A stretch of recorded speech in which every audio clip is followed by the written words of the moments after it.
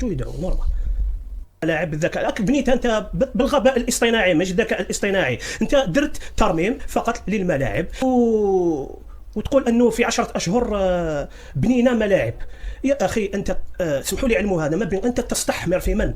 تستحمر في الشعب المغربي ولا في الناس؟ احنا اذكياء الحمد لله، رانا نخموا بعقولنا ونعرفوا يعني الملاعب، حتى وان ما ماناش مختصين يعني مختصين ولا باطره في هذا الشيء يعني تاع بناء تاع الملاعب وكذا، لكن احنا نعرفوا شويه، رانا نقراو رانا نطلعوا، عندنا مواقع، عندنا انترنت، حبينا ولا كرهنا المنتخب المغربي اقوى من منتخبات هذه البلدان يا اخي. هكذا انت كي تشوف هكذا هذه الصور، والله انا هذو لي فيديو تعرض 2 ولا 3، انا شفت بزاف اليوم لي فيديوهات العديد من الفيديوهات في منصات التواصل الاجتماعي، كارثه. حتى الضيوف اللي تما حتى هما المراركه يعني المسؤولين كذا ما قدروش يقعدوا في الملاعب هذه، وشفنا الجماهير ايضا اللي راهي تدفع بمعنى اخر، ماهيش خساره في منتخب تاع بلادهم ولا، لكن شفت ثمن التذكره ثمن خيالي، ويجوا الجماهير باش يريحوا في ملاعب كيما هذه. هم ادعوا باش ما تطيحش الشتاء في ديسمبر كذا، يخرجوا يدعوا نورمال.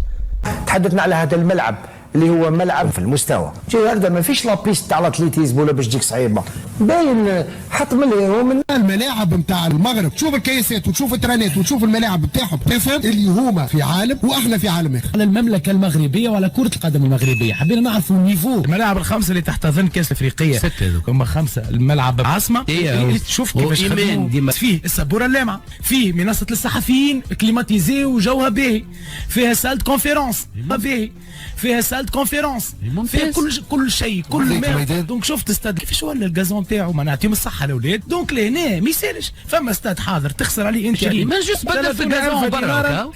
يحبوا يطلعوا بالمستوى تاع الدوره هذيا يعني تاع الكومبيتيسيون هذيا. الناس الكل تختار بلايص وين ثم ارض كبيره وتعمل استاد باللي تيران دونترينمون، كان تحب تعمل فيه كومبلكس كامل وتعمل فيه حوانت وتعمل فيه استثمارات تعمل فيه اغنى منا، حتى يكون عند المغرب ملاعب مثل تضاهي ملعب البرنابيو او اقل منه شأنا بقليل. تكنولوجيا البطاطا الناس ماهيش قادره تشريها، الماء ما كاش، يجيك خطره في السمانه تقول لي اراده شعبيه باش يبنوا استاد ب 600 مليون اورو. بيناتنا انا نعطيك 10 سنين منا على 10 سنين اذا بناو ملعب كيما هذا في الجزائر نروح ليا وهاو الفيديو يبقى ونتحاسبوا انا وياك. والله ما صحابه زيكو غادي نهبلهم باش هبلتهم بالمره اللي فاتت ملعب مولاي عبد الله ما شاء الله، ولكن اليوم جبت لهم ملعب طنجه. شوفوا الملعب طنجه، هذا الفيديو هذا ملعب طنجه يقصف صحافه زيكو، ملعب طنجه يكمل على صحافه زيكو، قال لك هو البرنابيو يضاعي ومنا ومن هيه. المره اللي فاتت من غميناهم ملعب مولاي عبد الله، مشاو لنا الملعب ديال القبائل وبقاو يجيبوا لنا ويصوروا لنا الملعب ديال تيزي وزو.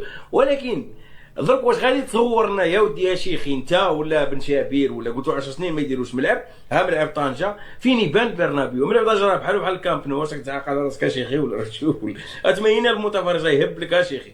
اشو الهبال كي داير ملعب كي داير، ملعب عالمي راه جالو انفانتينو غير هاد الايامات، ملعب واعر ملعب الهبال فيه اقسم لكم بالله من تشوفوا لا الدوخ يرفد 80,000 متفرج المحيط ديالو. ها هو جالهم ملعب طنجه غادي هنا يسكتوا 80,000 بلا ما نهضر على مولاي الحسن اللي تا هو قرب يسالي وبارد، ولكن نهضر لهم على هذا 80,000.